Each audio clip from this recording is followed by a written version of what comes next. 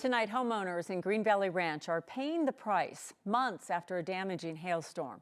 Thanks for joining us. I'm Kim Christensen. And I'm Mark Salinger. Last May, this neighborhood was one of several that got absolutely nailed by rain, wind, and hail. And fixing that damage wasn't cheap. Here's 9 News reporter Spencer Soisher. On a day when it's sunny and 70 in Green Valley Ranch, it's tough to think about a bunch of ice balls falling from the sky. But talk to some of the people in these hundreds of homes, and they may feel differently. They're on the hook for thousands in repairs from a hailstorm nearly a year ago. I do remember. It was a bad hailstorm. It's no problem for Jacob Lively it's a perfect day, right? to sit outside on a day like this. Best day in a while so far. A 180 from what it looked like last May here at his home in Green Valley Ranch. We randomly started hearing little dumps of hail, and then it started turning into a pretty big hail. Those little dumps have turned into a huge bill. $8,341. More than $8,000 labeled on his homeowners association bill as a special assessment fee. They're just trying to get money out of people is what it seems like to me. Accord Property Management runs the HOA for this development. A company rep told us the special assessment fee covers about $4 million of hail and wind damage, most of it from that storm in May. The property management group says the fees are going towards an insurance deductible. While not everyone's paying the same amount as Jacob, everyone is paying some percentage of those fees. Not everybody has that amount just sitting around. So on this sunny Tuesday in Green Valley Ranch, it's last year's storm that's the talk of this part of town. There's no charge for $8,000 that should randomly pop up for anybody. Spencer Soisher, 9 News. Right now, several lanes are closed on Syracuse Way in Greenwood Village for a small sinkhole. Lanes are closed in both directions on this row off Greenwood Plaza Boulevard, just south of Orchard and 25. We spotted a tiny sinkhole in the road. It's smaller than the palm of your hand.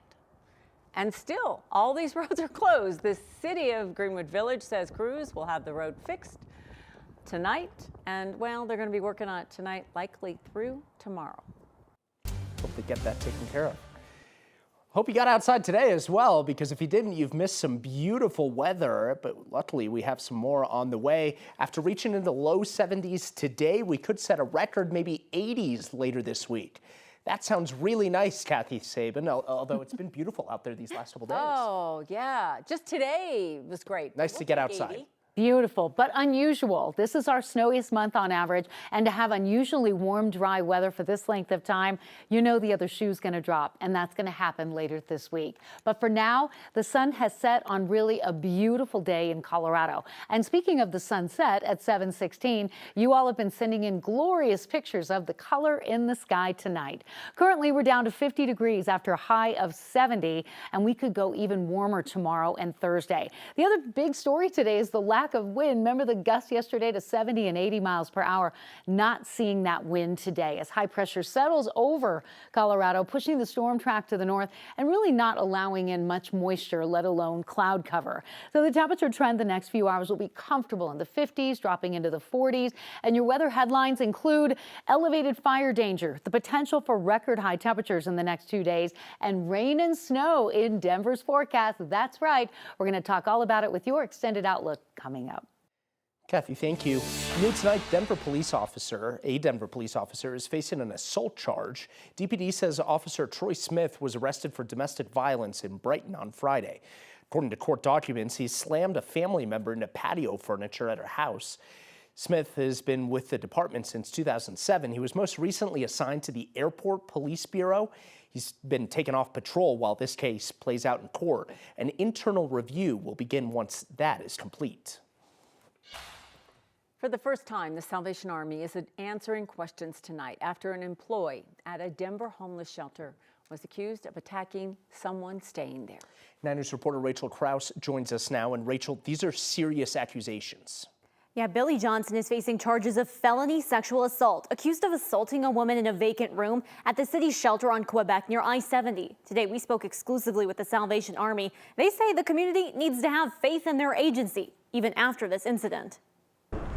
It behooves the community to trust the Salvation Army that's been doing this for 160 years, 145 years in Colorado. Jennifer Forker with the Salvation Army says the community can have faith in their agency. even after one of its workers was arrested and charged with sexually assaulting a woman staying at a Denver homeless shelter. And from the minute that the instance was realized, we reported it to the Denver Police Department. Billy Johnson is facing charges in this attack. He's got an extensive criminal record. The Salvation Army says they perform background checks on all employees before they're hired, including Johnson. It was clear.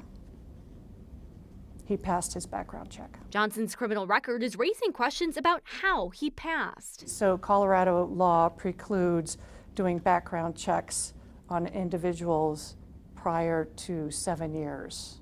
So there's a 7-year limit on how far back you can go. Employment lawyers we've spoken to say it's common for employers to go back 7 years while depending on outside companies to do the review for them. We asked if anything went wrong with Johnson's hiring. You know, I can't answer that question. Sorry. The Salvation Army won't confirm when Johnson was hired or if they're planning to change any policies following his arrest. But Forker doesn't believe the attack on a shelter resident by an employee will impact the confidence of the community or those staying with them. I would hope that our community would look beyond this incident and see all the good work that the Salvation Army has been doing in Denver Metro and throughout the state of Colorado. We do not want harm to come to any of our residents. So, yeah, just have faith in our work. The current contract with the Salvation Army for the DoubleTree runs through March 31st, this coming Monday. The city of Denver is in the process of drafting a new agreement to operate the shelter, but it hasn't gone in front of council yet for approval, and it's not clear when it will. Rachel Krause, 9 News. Rachel, thank you. Counting is now underway tonight in a special election in Lakewood to fill 2 vacancies on city council. One of the candidates is accused of threatening members of the body that she wants to now join. But tonight she has a lot of ground to make up if she hopes to win. We've told you about 44-year-old Desiree Gonzalez before. She was arrested in December of 2022 after being accused of sending threatening emails to Lakewood's then mayor, Adam Paul, and 10 members of city council. Her trial was repeatedly delayed amid questions about her mental health. It's now set to begin on May 5th. Gonzalez is one of 4 candidates vying to represent Ward 4 on the west side of Lakewood. She's in 4th place right now with just over 250 votes. The first place candidate right now is Bill Furman with roughly 2,700 votes. President Trump signed a sweeping executive order today to overhaul elections in the U.S. The changes would require documentation proof of citizenship to register to vote in federal elections and all ballots to be received by Election Day. The order also calls on states to work with federal agencies to share voter lists and prosecute election crimes. And it threatens to pull federal funding from states where election officials don't comply. Now, critics say this will disenfranchise poorer and older voters who don't have easy access to citizen documents like passports or birth certificates. Democratic states are expected to fight back against the order in court. Families in Highlands Ranch are facing the real chance their school could be on the chopping block. Tonight, Douglas County School District leaders met with parents to talk about their plan to consolidate schools. 9 News reporter Janelle Finch takes us to Douglas County, where families are preparing for the worst. We're here at Heritage Elementary in Douglas County. This is one of the schools, along with Saddle Ranch and Acres Green, the district is considering consolidating into neighboring schools as a solution to declining enrollment and growth in other parts of the county. Silence is golden. Students and parents at Heritage Elementary hope their silence is worth as much as gold to save their school. This was not easy. Families stood hand in hand, forming a silent human chain. Maybe 1,000 or Aiden Evangelista 2,000. thought it was a good turnout. He's a kindergartner at Heritage, and he's pretty popular. My speeders always counts, but I always can't remember. I have so many friends. Aiden and his so many friends may not be Heritage Elementary explorers for much longer. It might make me sad a little bit. The district is proposing that 6 elementary schools consolidate into 3 schools. We are here for our families. We're going to do everything we can to take care of them.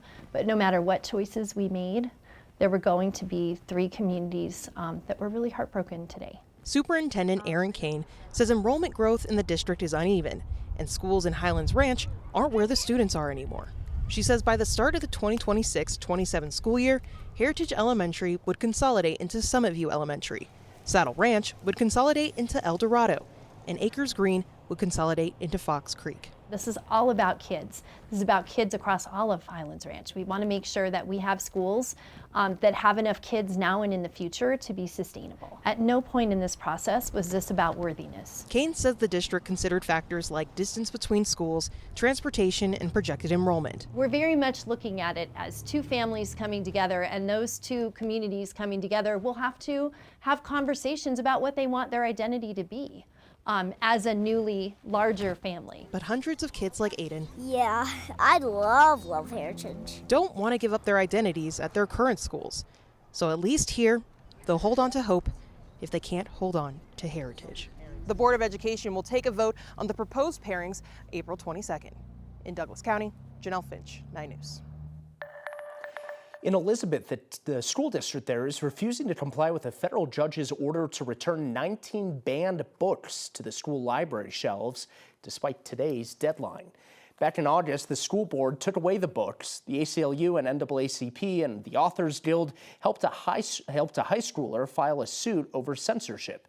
A federal judge ruled in their favor. The Elizabeth School District says an appeal has already been filed, and right now there are no plans to put the books back on the shelves. The second of two deans who was seriously hurt in a shooting inside East High School is also suing Denver Public Schools.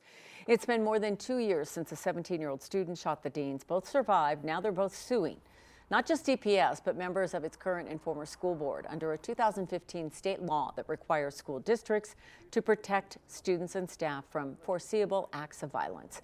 Dean Eric Sinclair's lawsuit says the district is at fault because administrators were regularly searching some students for weapons despite inadequate training. He and the other dean, Wayne Mason, say the district is also responsible because DPS did not have school resource officers at the time. Today, Douglas County Commissioners took the first step towards becoming a so-called home rule charter. That would give the county more say over things like zoning, government structure, and other local fees, and it would make them and the county exempt from some state laws. Voters will weigh in during a preliminary election in June, and if that passes, they'll vote again in November.